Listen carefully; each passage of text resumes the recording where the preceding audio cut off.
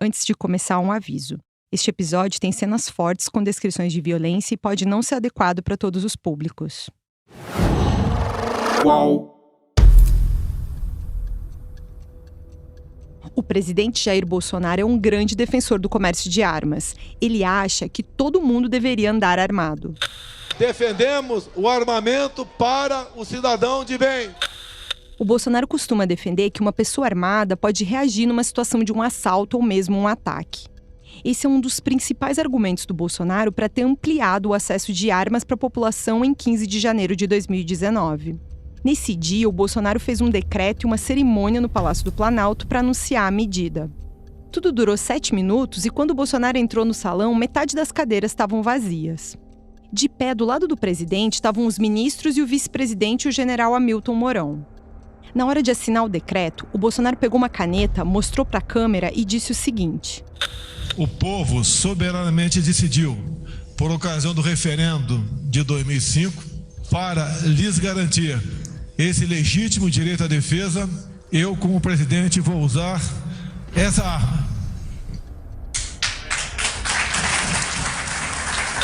Infelizmente, o governo, à época, buscou maneiras, em decretos e portarias, a negar-lhes esse direito. O povo decidiu por comprar armas e munições, e nós não podemos negar o que o povo quis naquele momento. Antes de continuar, eu preciso te explicar uma coisa sobre o referendo de 2005. Lá atrás, o referendo não foi feito para estimular as pessoas a ter arma e nem para ampliar o porte ou a posse. O que se discutia era a possibilidade de proibir o comércio. A pergunta que foi feita para a população é essa, abre aspas, o comércio de armas de fogo e munição deve ser proibido no Brasil? Fecha aspas. E o que ficou decidido por maioria é que o comércio não deveria ser proibido. Faz tempo que estudiosos da segurança pública mostram que a circulação de armas é um problema para combater a violência e a criminalidade. Feita essa explicação, em 2020, um ano depois do decreto do Bolsonaro, o presidente deu outra versão sobre os motivos pelos quais ele achava que tinha que ampliar o porte e a posse de armas no Brasil. Ele falou isso numa reunião ministerial em abril de 2020. Essa é aquela reunião que ficou famosa porque o Sérgio Moro depois denunciou uma interferência do Bolsonaro na Polícia Federal. O Moro era ministro da Justiça e disse nessa ocasião da reunião que ele se sentiu pressionado a trocar o diretor da Polícia Federal a pedido do Bolsonaro. E essa interferência, segundo o Moro, era por uma questão política. O presidente dizia que queria ter maior acesso ao diretor da Polícia Federal. Só que o Bolsonaro nunca explicou concretamente o motivo desse acesso mais ampliado. Mas nessa mesma reunião que eu tô te contando, o Bolsonaro chegou a dizer algumas preocupações que ele tinha. Mas é putaria o tempo todo para me atingir mexendo com a minha família. Já tentei trocar gente da segurança nossa no Rio de Janeiro, oficialmente, e não consegui. Isso acabou. Eu não vou esperar fuder minha família toda, de sacanagem, ou amigos meus, porque eu não posso trocar alguém da segurança na ponta da linha que pertence à estrutura nossa. Vai trocar. Se não puder trocar, troca o chefe dele. Pode trocar o chefe dele? Troca o ministro. E ponto final. Não estamos aqui para brincadeira. Essa história fez o Moro deixar o cargo de ministro da Justiça do governo Bolsonaro. Nessa reunião, o presidente ainda falou que o que ele queria era, abre aspas, todo mundo armado, fecha aspas, na opinião dele, para evitar uma ditadura. É escancarar a questão do armamento aqui. Eu quero todo mundo armado. Que povo armado jamais será escravizado.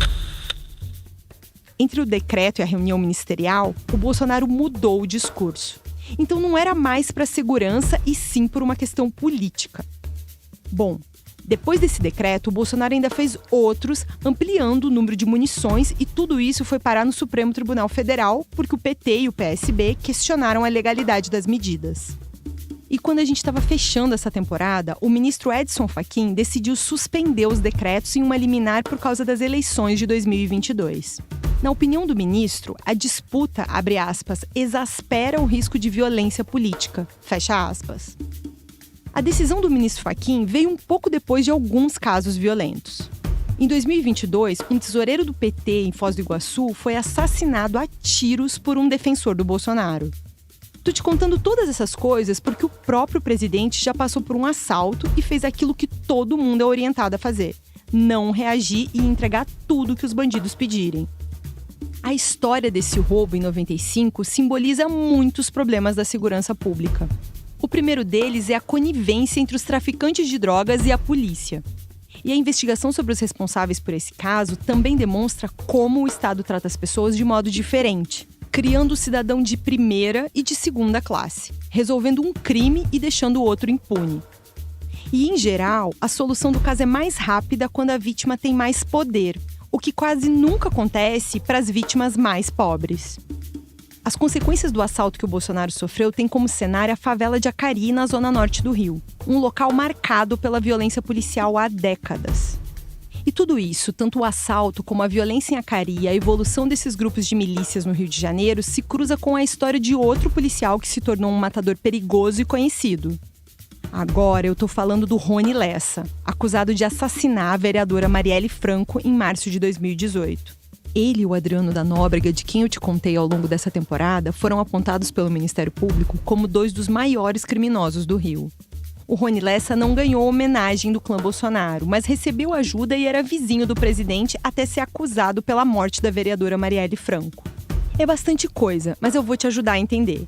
Principalmente como a violência e a corrupção policial, bem presentes nesses episódios, se conectaram ao longo do tempo, deixando vítimas lá atrás e ainda hoje.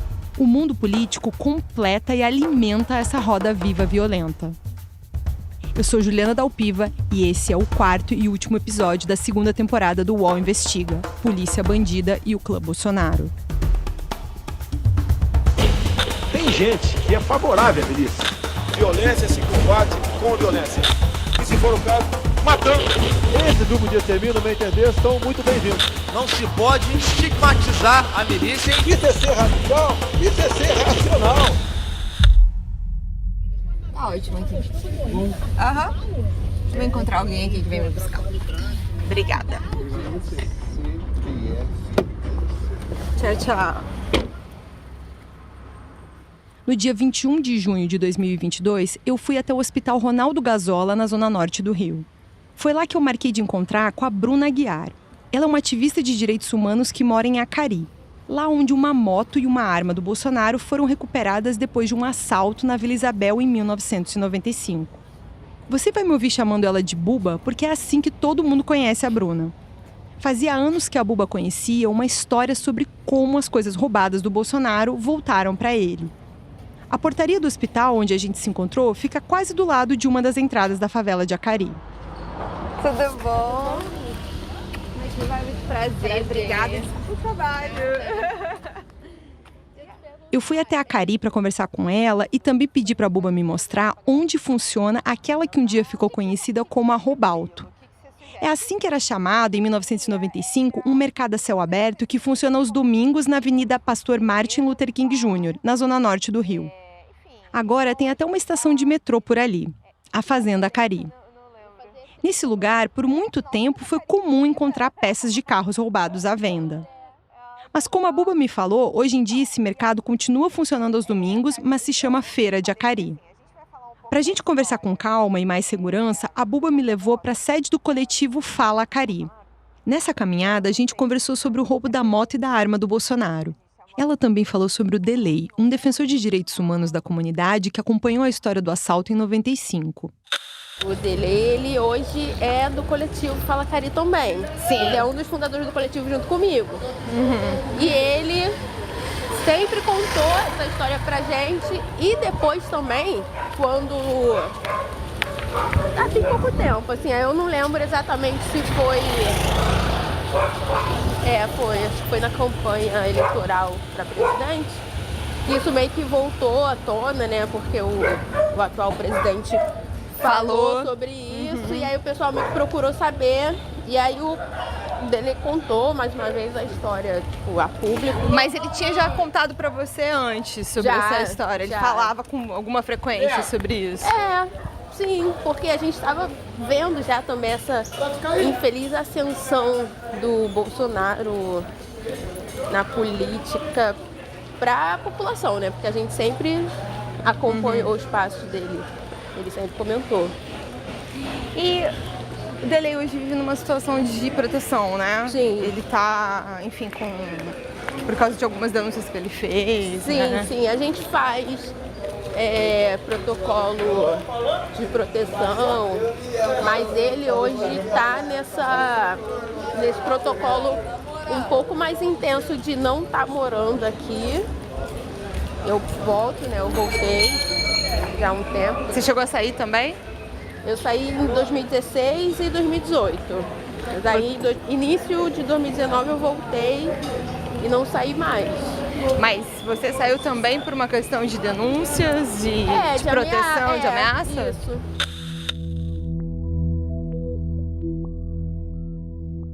Eu já volto para falar sobre a Buba e para te contar das grandes dificuldades que ela enfrenta por defender os moradores de Acari e das ameaças que ela sofre por causa disso. Só que antes eu preciso te contar melhor o caso do assalto que o Bolsonaro sofreu. Nesse assalto, o Bolsonaro teve uma moto e uma pistola roubadas. E essa história ilustra muitos problemas da segurança pública. Além da violência do assalto, tem o roubo da pistola, que acaba na mão dos bandidos, o desmonte de peças de carros e agora, como você vai ver, a conivência com que alguns policiais tratam os traficantes de drogas. O Bolsonaro deu uma versão sobre esse episódio. Ele contou essa história numa entrevista para o Roda Viva durante a campanha presidencial de 2018. A jornalista Daniela Lima perguntou do assalto e o Bolsonaro respondeu o seguinte: eu fui assaltado, sim. Eu estava na motocicleta, fui rendido. Dois caras, um desceu, me pegou por trás, outro pela frente. O registro que tem. 2 dias depois, juntamente com o 9º Batalhão da Polícia Militar, nós recuperamos a arma e a motocicleta. E por coincidência, né, o dono da favela lá de Acari, onde foi pego lá, estava lá, ele apareceu morto um tempo depois, rápido. Não batei em ninguém, nem fui atrás de ninguém, mas aconteceu. O senhor conhece de segurança pública, ser abordado por um assaltante e ter uma arma, é mais provável que você seja alvo de uma agressão por estar armado ou não? Eu continuo andando armado sempre que posso. Isso que você ouviu é a versão do Bolsonaro para o assalto que ele sofreu na terça-feira, 4 de julho de 1995. Naqueles dias, ele já era deputado federal, estava no 2º mandato e morava na Vila Isabel com a Rogéria, que é a mãe do Flávio, do Carlos e do Eduardo. Você ouviu como ele se coloca como parte da operação para recuperar os pertences? O Bolsonaro diz que foi, abre aspas, juntamente com o 9º Batalhão, fecha aspas, que ele recuperou as coisas e o chefe do tráfico local foi preso. Esse batalhão fica em Rocha Miranda, na zona norte do Rio, e você vai ouvir falar muito sobre ele nesse episódio. Não porque era eficiente, mas por causa da brutalidade. Mas voltando para o assalto que o Bolsonaro sofreu, tem uma outra história sobre ele. Eu vou pedir para a Helenilce botar e ler para você a matéria do jornal o Globo de 5 de julho de 95. Ela trabalhou comigo nas investigações dessa 2ª temporada. Atacado ontem de manhã por 2 assaltantes, quando seguia de motocicleta por Vila Isabel, o deputado federal Jair Bolsonaro, do PPR, conseguiu que a Secretaria de Segurança Pública mobilizasse cerca de 50 policiais civis e militares para ajudá-lo a tentar recuperar a moto levada pelos bandidos. Além da moto modelo XLX 350, os assaltantes roubaram a pistola Glock, calibre 380, do deputado que é oficial da reserva do Exército. O assalto foi às 8h30 na rua Torres Homem. Os 2 ladrões, que também estavam em uma moto, mandaram que ele descesse e levantasse as mãos. 15 garis da Conlurb estavam ali perto, num caminhão, e assistiram ao assalto. Antes de partir, um dos assaltantes resolveu revistar Bolsonaro, quando achou a arma do deputado escondida sob o casaco. Imaginei que fossem me dar um tiro e fugir, contou o parlamentar. Outros jornais também publicaram a notícia. Para a tribuna da imprensa, o Bolsonaro disse, abre aspas, mesmo armado me senti indefeso, fecha aspas. Ele registrou o assalto na 20ª Delegacia de Polícia, no bairro do Grajaú, que fica na zona norte do Rio. Depois do registro, o Bolsonaro saiu com 2 grupos de policiais em direção ao Jacarezinho, uma outra favela daquela mesma região. O Bolsonaro achava que era para lá que a moto tinha sido levada. Só que quando ele chegou no Jacarezinho com alguns policiais, olheiros do tráfico dispararam fogos de artifício para avisar que a polícia estava por ali. Com medo do confronto, mais 6 unidades de polícia foram acionadas. Todo mundo deslocado para tentar achar a moto e a arma do Bolsonaro. uns 50 policiais participaram revistando várias oficinas. Não é todo dia que a Secretaria de Segurança desloca 50 policiais do patrulhamento das ruas para dar conta do roubo de uma moto e de uma pistola. Foi uma grande operação policial só para ajudar o Bolsonaro. E não adiantou nada, eles não acharam a moto ou mesmo a arma naquele dia. Passaram alguns dias e um jornal registrou, no meio de várias outras notícias, que o 9º Batalhão de Polícia Militar tinha conseguido achar a moto e a arma do Bolsonaro depois de uma operação. Só que não teve operação nenhuma para resgatar a moto. Uma pessoa presenciou tudo, mas levou mais de 20 anos para ela contar como que a moto e a arma do Bolsonaro voltaram para a casa dele. Essa testemunha é o Vanderlei Cunha, o Delay, aquele que a Buba mencionou agora há pouco. A primeira vez que o Delay falou disso foi com o jornalista Bruno Abud, da revista Época, em 2018. Durante a produção desse podcast, eu procurei o Delay para saber desse episódio também, mas ele não pôde se encontrar comigo porque, como a Buba contou antes, o Delay foi ameaçado por uns policiais. E por causa dessa ameaça, o Delay segue protocolos bem rígidos, então a gente se falou pelo WhatsApp. O Delay começou lembrando que, em 1995, ele era vice-presidente da Associação de Moradores de Jacari. E no dia do assalto, diferente do que o Bolsonaro pensou, a moto e a pistola não foram parar na favela do Jacarezinho. Elas foram parar na Robalto, a feira lá de Jacari. Eu era vice-presidente da Associação de Moradores do Parque Jacari e o rapaz que era chefe do tráfico na favela, o Jorge Luiz de Jacari, procurou a presidente da Associação de Moradores da favela, de outra favela próxima, lá perguntando se conhecia o capitão, né, Jair Bolsonaro, porque havia aparecido uma moto dele, uma pistola, né, que tinha sido roubada por um rapaz da favela, e se era possível resolver, né? Primeiro porque ele temia, com a visibilidade que teve a matéria no jornal, na RJTV, se descobrisse que a moto e a pistola veio parar na favela e houvesse uma ocupação do exército. Segundo que para ele, né, a moto foi oferecida para ele pelo rapaz que roubou, não tinha interesse, porque era uma moto velha, com pneu careca, né, pistola, para ele não tinha nenhum interesse, né. O Delay disse que, por causa da militância política, ele conhecia integrantes de partidos, pessoas da Câmara Municipal e até uns vereadores. Então ele resolveu fazer contato com o 9º Batalhão e com o gabinete da então vereadora Rogéria Bolsonaro para negociar essa devolução dos pertences. Falei da intenção de ser devolvido a moto e assim, foi marcado, a presidente dos moradores fez contato com o comandante do 9º Batalhão, o Coronel Alves. Ele esteve na favela em 2 carros descaracterizados. Eu, pessoalmente, Delay de Jacari, fiquei na Praça Roberto Carlos. Era tipo 10h30, 11 horas mais ou menos. O Coronel Alves, né, saiu do carro descaracterizado, né, ficou o motorista no carro. Ele, o capitão Décio, que era chefe de operações, então, enfim. Ele abriu o bagageiro, viu a pistola, viu a moto. O capitão Décio montou na moto. O Coronel Alves entrou no carro e foram embora. E aí, depois que o Delay acompanhou a entrega da moto e a pistola para o coronel, ele voltou para casa. Naquela semana, o jornal o Globo publicou que, abre aspas, a dica do paradeiro dos pertences do deputado foi passada por um informante, fecha aspas. Já o jornal A Notícia chegou a relatar que os itens roubados tinham sido recuperados mediante um intenso confronto. E esse zum de confronto deixou o chefe do tráfico de Jacari muito irritado. Afinal, segundo o Delay, o Jorge Luiz tinha mandado devolver a moto e a arma. Então o traficante foi tirar satisfação com o Delay por causa daquilo. O Jorge Luiz ficou muito chateado, pressionou a mim e chamou a mim e Dona Genilda e o senhor Aldo, que era presidente dos moradores, para conversar. Eu falei para ele que eu poderia ligar para o batalhão, ligar para o gabinete da vereadora, falar com o capitão novamente. Aqui, para ficar bem claro, o Delay está falando de ligar para o Bolsonaro. Vamos ouvir o resto da história do Delay. Foi feito, eu liguei, né, falei com ele, expliquei como é que tinha sido devolvida a moto realmente, que não havia tido nenhum troca de tiro. Ele agradeceu, perguntou se podia fazer campanha na favela, eu expliquei para ele, favela não tem nenhum problema em militares do Exército, da Marinha da Aeronáutica fazerem campanha.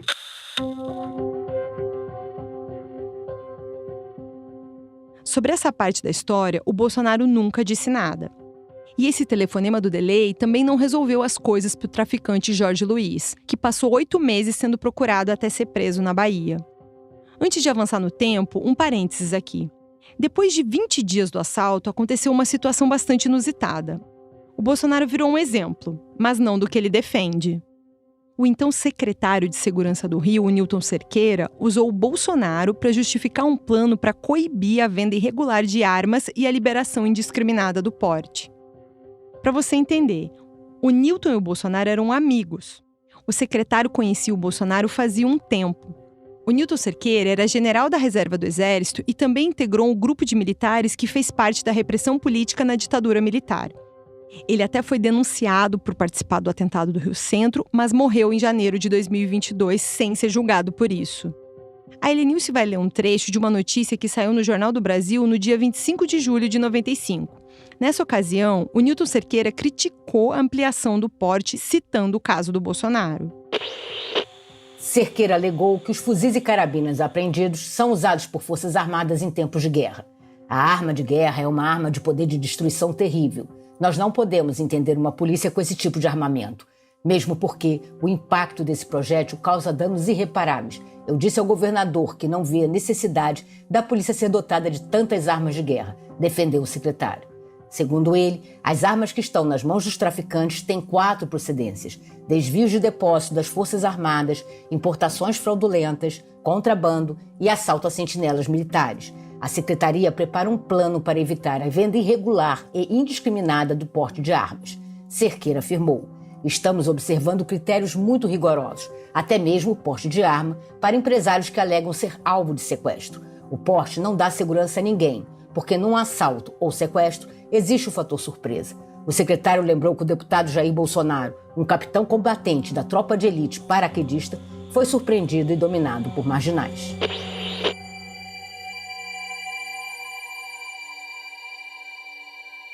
Bom, você ouviu que até o Newton Cerqueira opinava que ampliar o porte de arma era um problema. E o fato de estar armado parece não ter ajudado o Bolsonaro. Em 2 de setembro de 95, uns 2 meses depois do episódio da moto, o jornal O Globo registrou uma nota com o título, abre aspas, mira, fecha aspas. O texto relatava que ao ver um assalto, o Bolsonaro puxou a arma dele e atirou 8 vezes. Só que ele errou todos os tiros e os bandidos fugiram. Na semana do roubo da moto, a polícia do Newton Cerqueira mandou organizar uma mega operação contra o narcotráfico em favelas da Zona Norte. Policiais civis e militares, incluindo até gente que trabalhava em funções administrativas da PM, foram convocados para integrar a missão. Um helicóptero da Polícia Civil sobrevoou o Jacarezinho. Fuzis e metralhadoras foram encontrados no Morro do Turano e no dos Macacos. Traficantes foram presos. A operação foi enorme, mas quem vivia naqueles bairros já estava acostumado com tudo aquilo e também convivia com muita violência. Especialmente com casos que envolviam policiais do 9º Batalhão de Rocha Miranda, que atuava lá em Acari. Os 5 anos que antecederam o roubo da moto do Bolsonaro foram marcados por muita violência policial naquela região. Chacinas que ficaram na história e que envolvem diretamente o 9º Batalhão, esse que negociou a devolução da moto e da arma do Bolsonaro. Um dos casos que mais marcou Acari aconteceu em 26 de julho de 1990. Nesse dia, 11 jovens da comunidade desapareceram. Policiais são apontados como os autores do crime. Vieram cobrar ouro e joias. Sem o material em mãos, todos teriam sido torturados e mortos. A chacina de Acari pode ser considerada uma das mais emblemáticas do estado. Um grupo conhecido como Mães de Acari foi formado para tentar, por conta própria, encontrar as vítimas e os culpados. Em 93, a líder do grupo, Edmeia da Silva Eusébio, é executada na Praça 11. A amiga dela tenta fugir, mas também é assassinada. Dias antes, Edmeia teria entregue à justiça os nomes dos supostos matadores do filho. O inquérito sobre a morte dela traz 7 nomes, entre eles o do então deputado e ex-comandante do batalhão de Rocha Miranda, Emir Laranjeira. A ordem para matar teria partido do gabinete dele. O deputado fazia parte de um grupo de extermínio conhecido como Cavalos Corredores, que também estava envolvido na chacina de Vigário Geral. Você ouviu ali na notícia que aqueles policiais envolvidos na chacina ficaram conhecidos pelos moradores da região como Cavalos Corredores. O termo vem da violência com que esse grupo de extermínio agia nas comunidades da região. Eles entravam correndo e atirando por todos os lados. Como você ouviu, o coronel Emir Laranjeira, que apareceu no primeiro episódio, até chegou a ser acusado de ser o chefe dos cavalos corredores e teve o nome envolvido na morte de uma das mães de Acari. Algum tempo depois, ele também vai aparecer envolvido em outro caso, a chacina de Vigário Geral, outra favela da Zona Norte. Em 29 de agosto de 93, dezenas de policiais encapuzados invadiram a comunidade de Vigário Geral para vingar a morte de 4 policiais militares do 9º Batalhão. Esse que eu te falei agora há pouco, o dos cavalos corredores. Os policiais que morreram estavam na comunidade para extorquir traficantes, mas acabaram assassinados numa emboscada. Os PMs, então, foram vingar as execuções desses colegas de farda. Ao invadirem Vigário Geral na noite seguinte, a tropa mascarada não encontrou nenhum dos criminosos envolvidos no crime. Mas, por vingança, mataram 21 moradores. Mais de 30 homens mascarados, usando bombas e metralhadoras, invadiram a favela de Vigário Geral, um subúrbio do Rio. Os matadores entraram na favela pouco depois da meia-noite. Um grupo chegou de carro pela favela vizinha, a Parada de Lucas. Outros 2 entraram a pé, atravessando 2 passarelas sobre a linha do trem. Os matadores abriram fogo contra várias pessoas nas ruas. Invadiram bares e casas, metralhando famílias inteiras. O coronel Emir diz que ele não esteve envolvido nos crimes. Segundo o Emir, o responsável pela morte da Edmeia foi o traficante Elias Maluco. Naquela época, o Emir era deputado estadual e diz que chegou a convencer alguns dos 33 policiais presos durante o processo a juntar provas para mostrar quem tinha realmente participado da chacina de Vigário Geral. Tudo aquilo depois foi levado para o Ministério Público e usado para condenar 10 policiais envolvidos. Mas quem estudou essa chacina acredita que nem tudo foi esclarecido, como o desembargador José Moinhos Pinheiro, que foi um dos promotores do caso. O desembargador acredita que ali estava se formando uma espécie de milícia. Olha, eu não sou estudioso disso, mas eu posso dizer a você que certamente, se não era o início das milícias, contribuiu, porque o que você tinha? Uma organização criminosa formada por policiais de vários batalhões e também com alcacoetes e até policiais civis que extorquiam traficantes e matavam também traficantes. Eu acho que é certo falar que se não era uma milícia, é o início de uma milícia propriamente. Aí tem toda uma análise sociológica, mas o que eu vi ali era uma milícia. Sobre esse início das milícias, o coronel Emir Laranjeira contou um episódio que aconteceu em 90. Ele disse que foi convidado por um policial do 9º Batalhão para conhecer um movimento de policiais que se reuniam clandestinamente para combinar ataques a comunidades com traficantes. Parecia um grupo de extermínio, mas também com algumas ideias dos milicianos de agora. Eles se confraternizavam, mas depois saíram para, por exemplo, tem um PM de um batalhão qualquer ameaçado de morte por um traficante. E eles, depois que eles se alimentavam ali e tomavam chope, eles iam em bloco atacar esse traficante que estava ameaçando de morte um PM daquele grupo, entendeu? Foi a partir desse momento que eu comecei a perceber qual era a razão das mineiras. É claro que eles aproveitavam e também, se tivesse algum bem, algum valor, alguma coisa assim, arma, qualquer coisa na mão desses traficantes, eles tomavam tudo, né? E muitas vezes matavam. Não havia nenhum domínio de território. Eles entravam e saíam. Entravam, davam uma sacudida, como eles chamavam, e saíam, entendeu? Não tinha domínio de território. Essa percepção de domínio de território, eu desconheço o momento em que ela começa. Mas a gente percebe que houve uma evolução para o fato de que eles, fazendo essas mineiras maiores, vamos dizer assim, somente de vingança, proteção de alguém do próprio grupo, eles começaram a perceber que eles eram mais poderosos do que os criminosos, que estavam dominando as comunidades, entendeu? Assim que o negócio realmente evoluiu.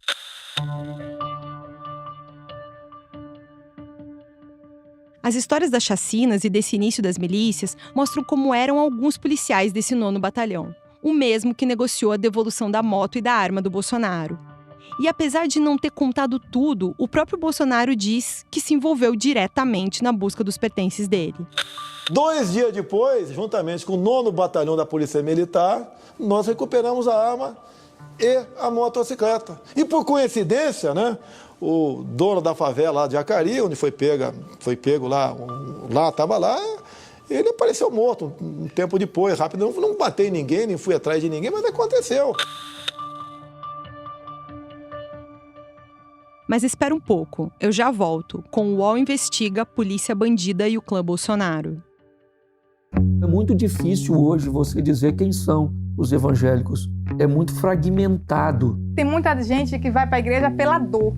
Se você não for pelo amor, você vai pela dor. Eu era, tipo assim, um demônio de saia. Porque era crente, achava que eu era melhor do que todo mundo. A igreja preza muito por esse valor familiar. Qualquer político que defender essa bandeira vai agradar a igreja em primeira mão. Nós somos parlamentares que temos a nossa fé e que não precisamos transformar a fé em um espaço de disputa ou de barganha política. Ser evangélico no Brasil significa ser majoritariamente um brasileiro pobre, preto, mulher. É uma espécie de estado de bem-estar informal que as igrejas evangélicas estabelecem, especialmente nas comunidades periféricas, né? Não é do nada que multidões estão nas igrejas evangélicas.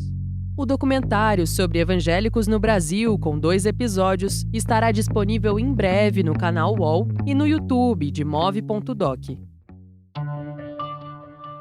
Como eu tinha te falado, levou uns 8 meses, mas a polícia prendeu o Jorge Luiz, o chefe do tráfico de Jacari, aquele que mandou devolver a moto e a arma do Bolsonaro.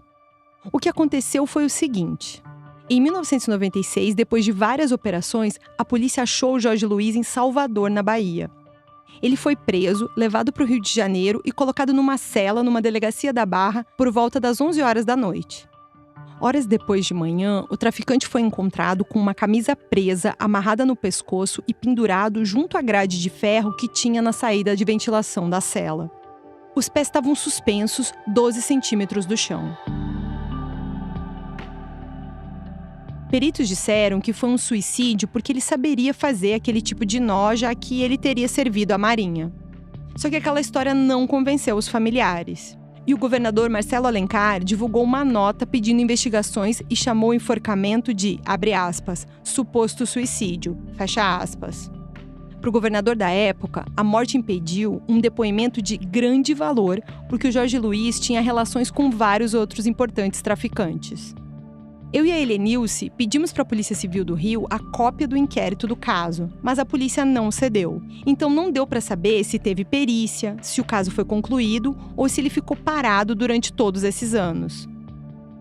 Naquela época, a Márcia Vieira, viúva do Jorge Luiz, disse que ele nunca foi militar e duvidou que ele fosse capaz de dar aquele nó.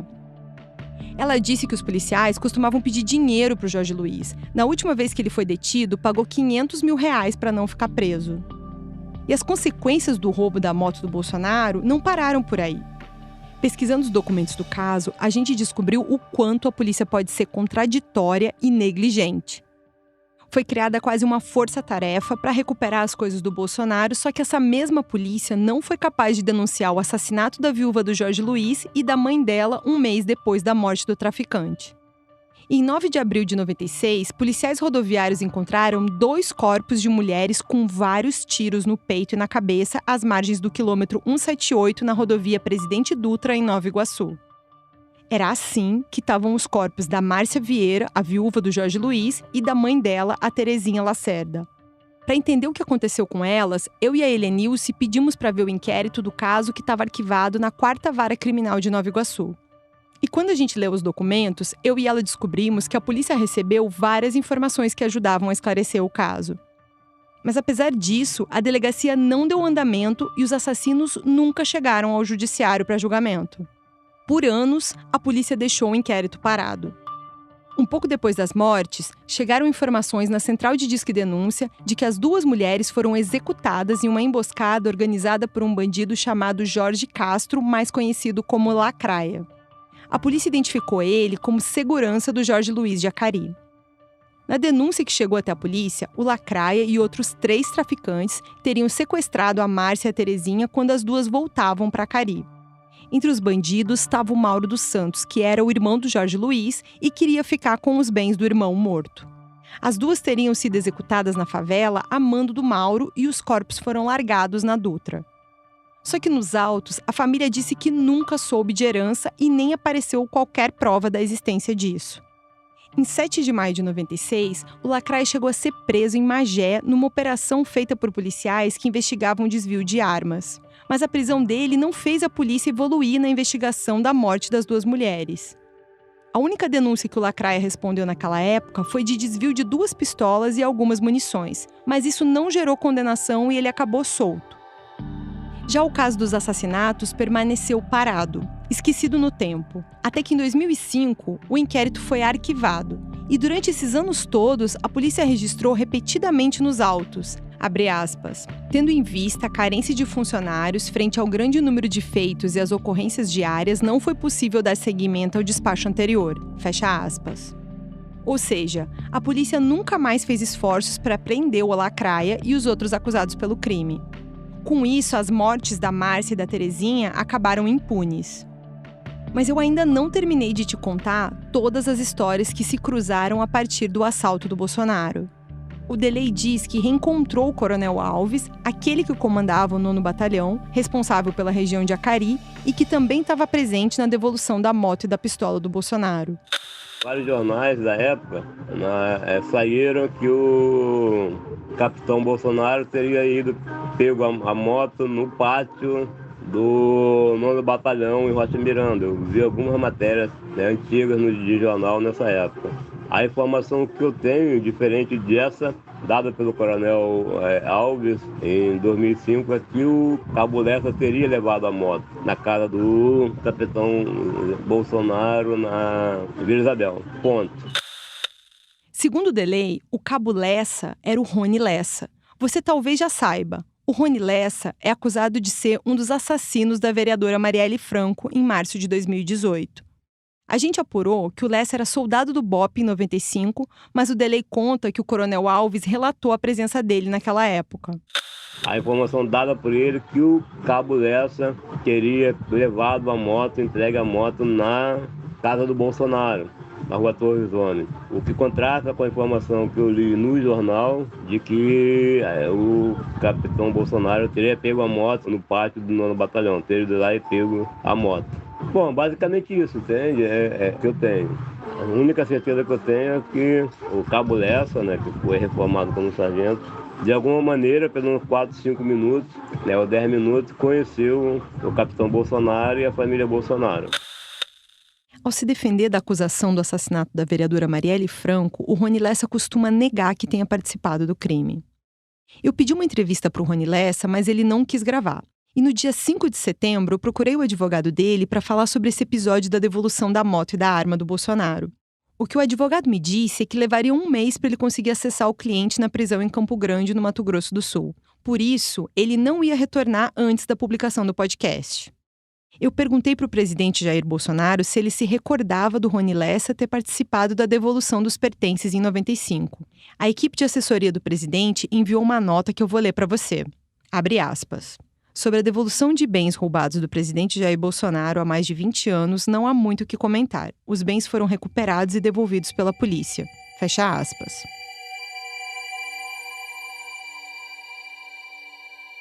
E a vida do Bolsonaro e a do Rony Lessa vai se cruzando outras vezes. Mesmo que os dois sempre digam que mal se conhecem.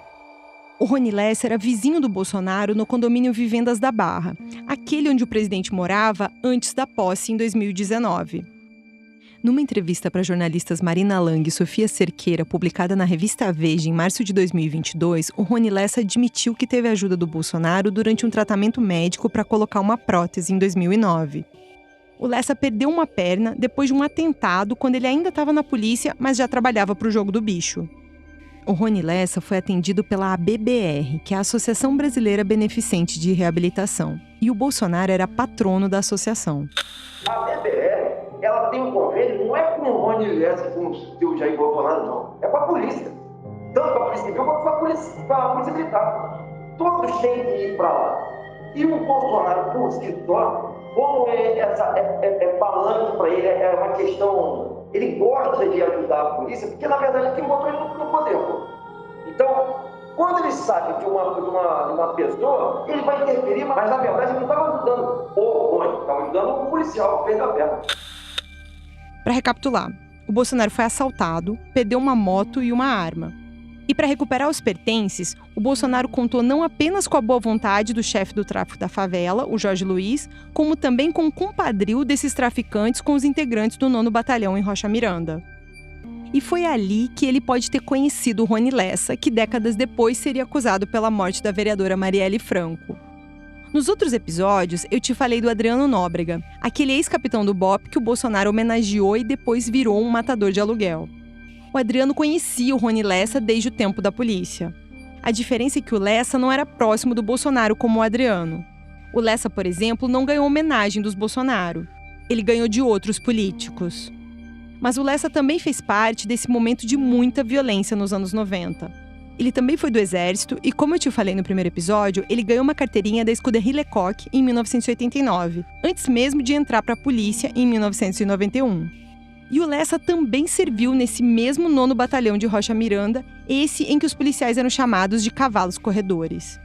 O Lessa ficou por lá entre 97 e 99 e se envolveu em uma série de mortes durante operações na favela. Ele também ganhou a gratificação faroeste, a mesma que o Queiroz conseguiu em 1997. Em 99, o Lessa foi para outro batalhão e depois seguiu carreira na polícia até acabar preso pela morte da Marielle um ano depois do crime, em 2019. Tanto Lessa como Adriano da Nóbrega acumularam vários inquéritos sem solução de mortes durante as operações policiais. E esse tanto de inquéritos sem solução deixa um rastro de impunidade, mas também fez com que esses matadores se especializassem e acabassem cooptados pelo crime organizado. O Adriano e o Rony Lessa passaram a carreira deles na polícia sem responder a vários desses inquéritos. Para o sociólogo Daniel Irata, esse cenário de impunidade alimenta a corrupção policial. Brutalidade policial, corrupção policial fazem parte de um mesmo círculo vicioso, né? Enfim, que inclusive é alimentado pela falta de responsabilização legal, né? Nós temos dados em que mais de 99% dos inquéritos sobre mortes perpetradas por policiais, eles são arquivados a pedido do próprio Ministério Público. Então você tem brutalidade, corrupção e falta de responsabilidade, impunidade, né? Enfim, que cria um círculo vicioso que alimenta as próprias milícias. Esse que é o problema maior do Rio de Janeiro. O que via de regra, muita gente não consegue compreender é que esses elementos eles favorecem o crime, não a ordem no Rio de Janeiro. E no limite são, inclusive, ameaças ao próprio Estado de Direito.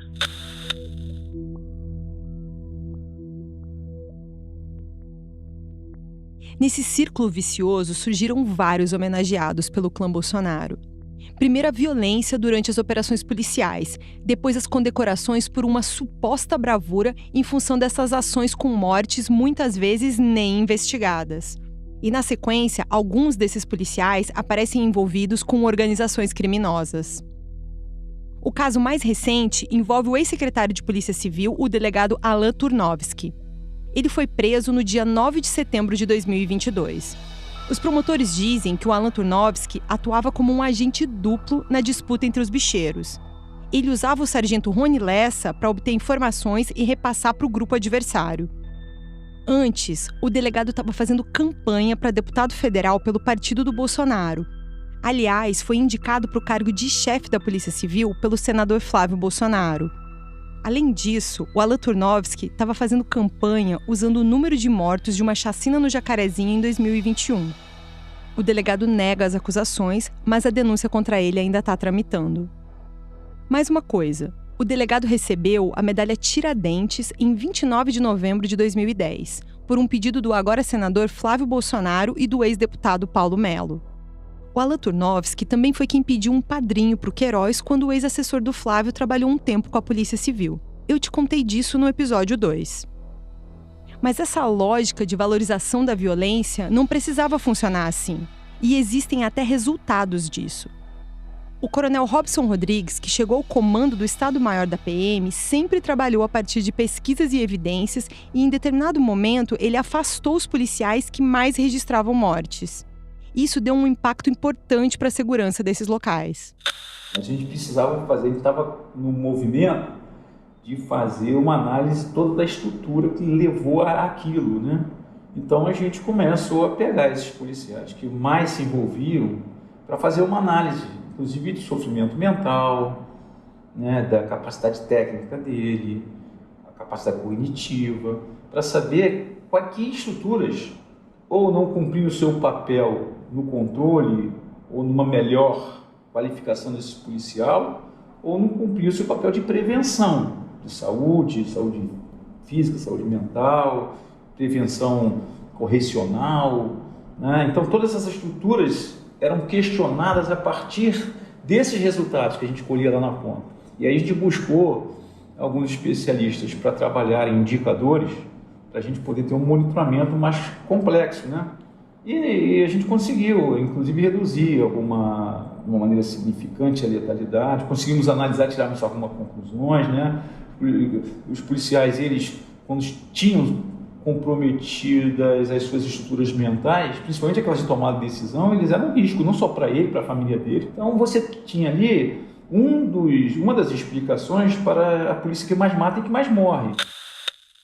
O problema é que a iniciativa de estudar aquela situação e afastar os policiais que registravam mais tiros e mortes gerou resistência. Os comandantes dos batalhões começaram a criticar a medida. E quando a gente retirava esse policial para fazer todo esse trabalho, né, de médio e longo prazo, eles ficavam revoltados, porque achavam que estava tirando. A gente pensa, né? Um comandante, né, que deveria ter uma reflexão muito maior, um controle gerencial das questões, fica refém da atividade de 1 ou 2, 3 policiais. Eram policiais que concentravam, assim, às vezes 70% das atividades de troca de tiro de uma unidade.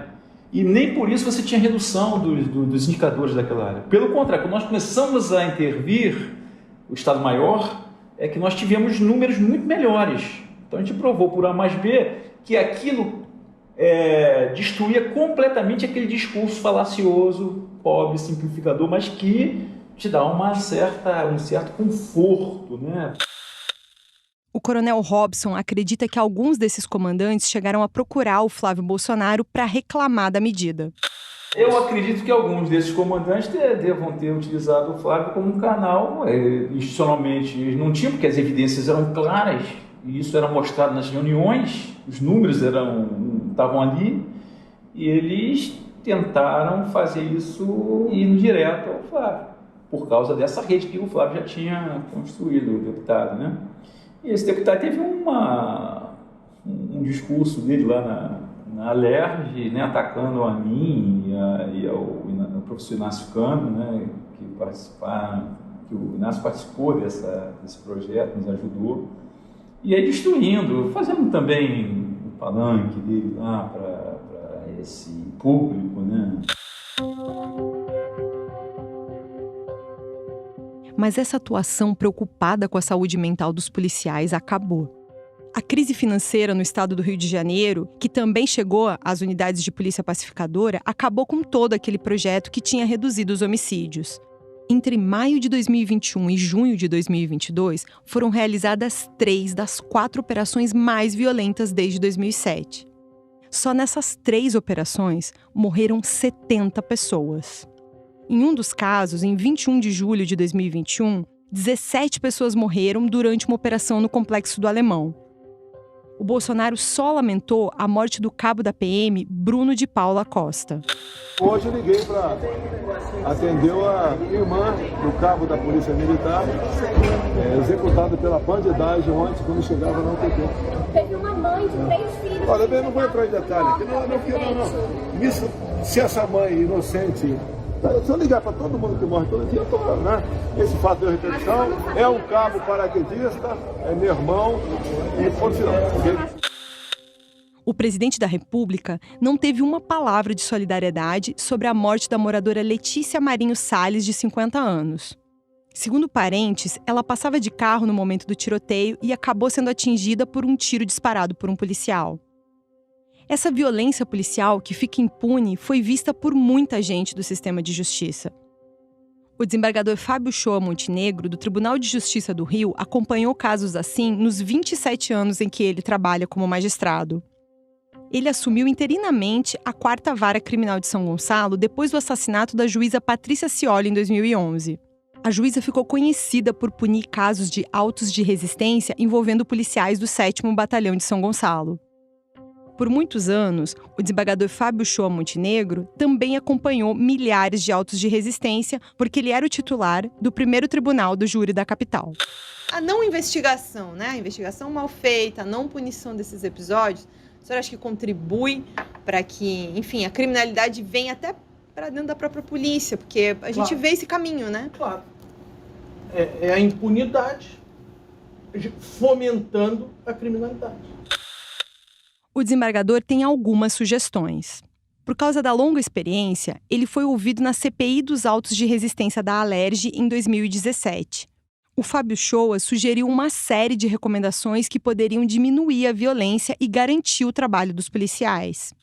Então, a minha sugestão, quando for ter essas operações, ser comunicado ao Ministério Público, dizendo o local para pelo menos 2 promotores ficarem na delegacia para acompanhar o registro de ocorrência na delegacia. Então, acionar o bombeiro para disponibilizar 1 ou 2 viaturas, seja lá do batalhão que for, para acompanhar a diligência. Requisitar a perícia para fazer a perícia imediata no local. Se possível, notificando o Ministério Público que já está na delegacia para acompanhar a perícia. O desembargador não está propondo nada que exija muito esforço das autoridades, só um controle e uma organização. Veja que eu em nenhum momento eu estou querendo inibir a atuação da polícia, que eu acho necessária e super importância para a ordem pública e para a segurança das pessoas. Mas eu acho que algum controle dessa atividade tem que ter. Nos Estados Unidos, um policial que participa de um auto de resistência ou de um ato de resistência, na mesma hora ele é afastado das funções, até resolvido aquilo. Aqui o policial acaba participando de 50 autos de resistência porque ele nunca sai da rua, ele continua sempre atuando. Ninguém sabe se ele teve uma atuação criminosa ou legítima e ele continua atuando. Então esse policial que participou do auto de resistência ele teria que ser afastado das atividades policiais e esse auto de resistência ser apurado com alguma celeridade. Não é para eternizar um auto de resistência. Esse auto de resistência tem que ser uma apuração célere. E enquanto as autoridades e especialistas em segurança defendem a necessidade de controle da polícia, o Bolsonaro tentou até o último ano do mandato presidencial aprovar o tal projeto de lei de excludente de ilicitude. Aquele que, na prática, pode legalizar até mesmo assassinatos. Mas o presidente não conseguiu. O que o Bolsonaro conseguiu foi colocar muitas armas em circulação. O Instituto Sou da Paz identificou que o Bolsonaro editou 40 normas que garantiram um aumento explosivo no comércio de armas e munições. 994 milhões de munições vendidas de janeiro de 2019 a junho de 2022. Só no primeiro semestre desse ano foram registradas, em média, 1.300 novas armas por dia. A editora executiva do Instituto Sou da Paz, a socióloga Carolina Ricardo, falou das consequências disso. Eu acho que tem, enfim, né, algumas consequências bastante concretas, né? Acho que a primeira delas, que é meio óbvia, mas que é importante dizer, a gente hoje tem uma sociedade muito mais armada, né? Então é aquilo que a gente diz, né? Mais de 1 milhão de armas nas mãos de civis, né? Então é um pouco quase que assim, um modelo de sociedade em que as pessoas estão se armando freneticamente, seja para uma ideia de legítima defesa, de se defender da violência, que já é ruim, né? Porque você passa uma mensagem de que assim, o Estado não dá conta mesmo de garantir a segurança, então que se exploda, vamos investir na lógica individual de todos contra todos, né? E tem um grupo aí, que são os CACs, que querem ter arma porque, enfim, em tese, querem praticar tiro, querem, né? São interesses individuais de grupos específicos que acabam pautando a política, né, e gerando essa sociedade muito mais armada. Enquanto com uma canetada o Bolsonaro liberou o acesso às armas e munições, ele não fez nada para melhorar a fiscalização do setor. Então, é muita coisa. E a gente vê uma diminuição também do número de fiscalizações, porque se você não tem investimento, você tem menos fiscalização. A Carolina Ricardo, como vários outros especialistas do tema no Brasil, explica que a redução de homicídios no país não tem qualquer relação com o aumento do número de armas. Essa ideia é algo comum de ouvir na propaganda eleitoral do Bolsonaro. A Carolina acha que ainda vai demorar para a gente sentir o impacto que toda essa circulação de armas vai causar. Até porque as mortes com arma de fogo cresceram. Todas as pesquisas sólidas e robustas que existem sobre o tema, ou a grande maioria delas, mostra que a relação é a inversa. Conforme você vai facilitando o acesso às armas, você vai tendo impactos em aumento de mortes violentas, de alguns tipos de crime. Isso é falácia eleitoreira, de um governo que, enfim, não fez uma política de segurança pública séria ao longo desses anos.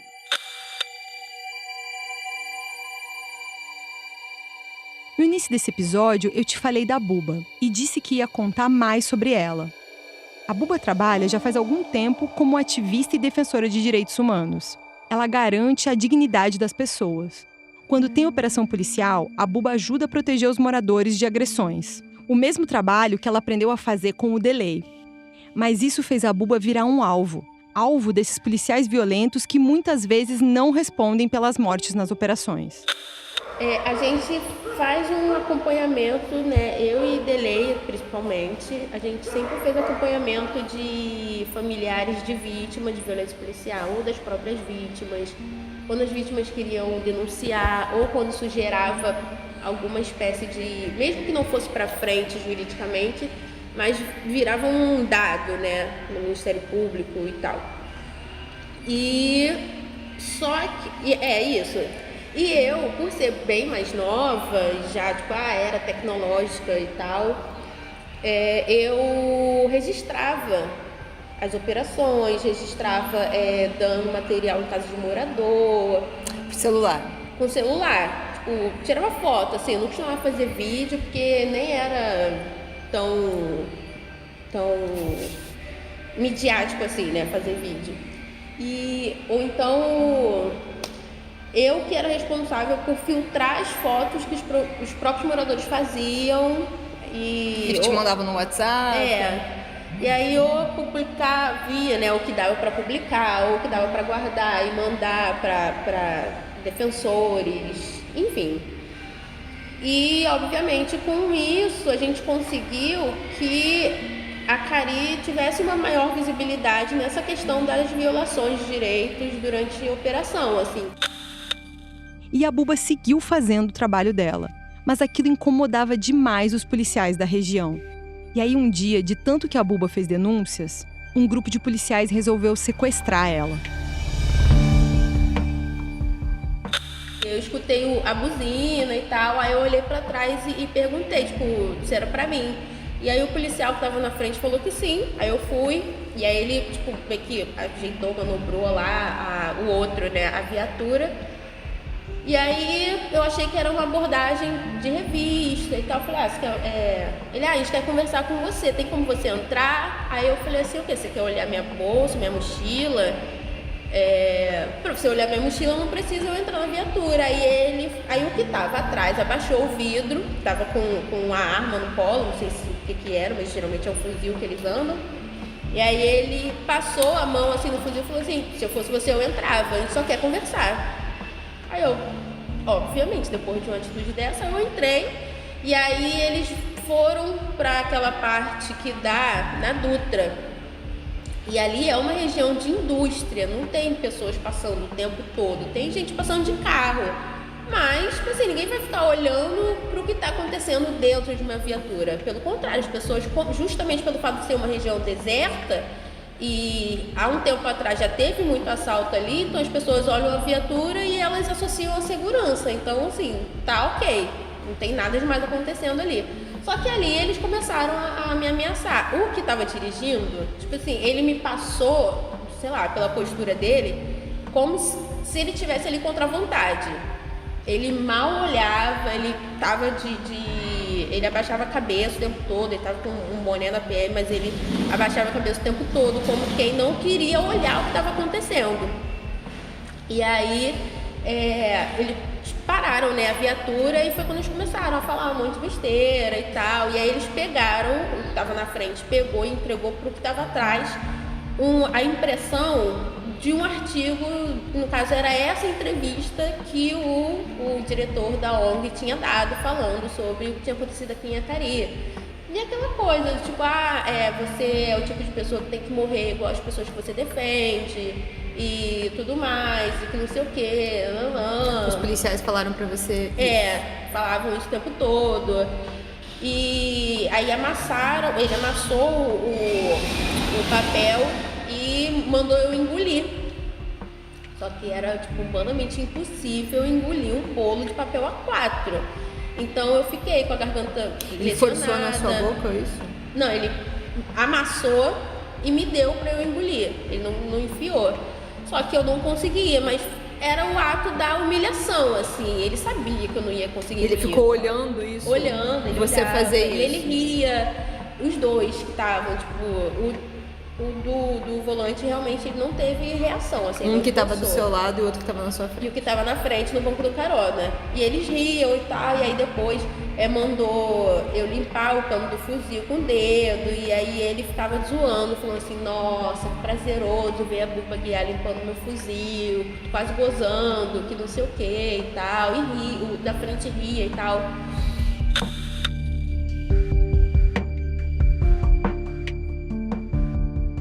Depois disso, os policiais soltaram a Buba na Avenida Brasil. Foi a primeira vez que ela precisou sair de casa e ir morar em outro lugar. Hoje, a Buba voltou para a casa dela em Acari, mas ela ainda é acompanhada por uma série de protocolos de segurança. Mas a Buba não precisaria viver com medo se as denúncias que ela faz da violência policial tivessem apoio dos políticos na Alerj, se o Estado tivesse um controle efetivo da polícia, se os PMs que agem fora da lei, os milicianos, fossem punidos e não condecorados. No início dessa temporada, a gente falou sobre como o Bolsonaro sempre defendeu a ideia de que a polícia matar o que ele acha que é um bandido seria algum tipo de solução para a segurança pública. Uma espécie de política da morte. Eu te falei de violência policial e também sobre essa trajetória de policiais extremamente treinados que mudaram de lado, deixaram o combate ao tráfico e se transformaram em criminosos, milicianos e matadores. Violência, corrupção, máfia. A roda viva do Rio de Janeiro. Você ouviu como a família Bolsonaro escolheu um discurso onde ela denunciava uma parte do crime, mas optava por ignorar alguns matadores. Prestava homenagem para assassinos tão perigosos quanto os que o clã dizia combater. Te contei sobre alguns dos personagens mais obscuros do Rio de Janeiro nos últimos anos. Para que eles existissem, várias pessoas em diferentes instituições falharam. Muita gente fez vista grossa aos bandidos de farda ou mesmo recebeu para ignorar. Ainda não dá para saber onde tudo isso vai dar. E acho que a gente ainda também não sabe com exatidão todas as histórias da vida secreta do Jair e do clã Bolsonaro. Mesmo assim, você já sabe muito mais sobre o passado que eles tentam esquecer e entende mais sobre o presente que eles quiseram construir. Aquele que esquece seu passado está condenado a não ter futuro. Já as conclusões, como eu te disse antes, são suas.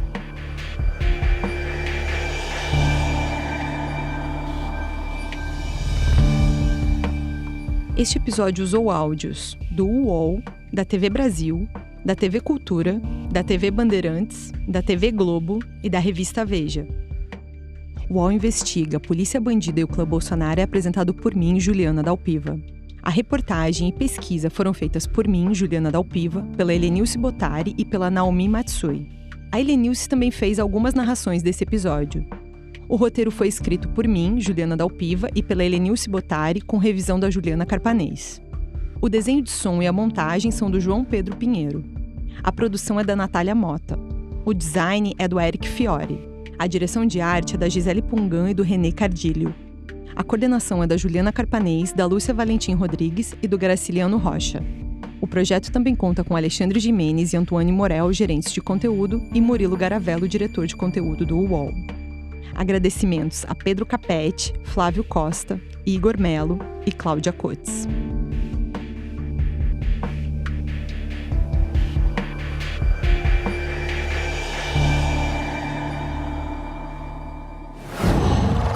Uau!